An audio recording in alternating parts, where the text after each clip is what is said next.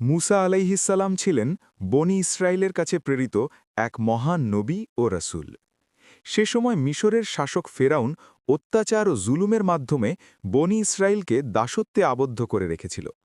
আল্লাহ তাআলা মুসা আলাইহিসসালামকে নবুয়ত দান করে নির্দেশ দেন তিনি যেন ফিরাউনের কাছে গিয়ে তাওহীদের দাওয়াত দেন এবং বনি ইসরায়েলকে মুক্ত করার আহ্বান জানান। মুসা আলাইহিসসালাম তার ভাই হারুন আলাইহিসসালামকে সঙ্গে নিয়ে দাওয়াতের কাজ শুরু করেন।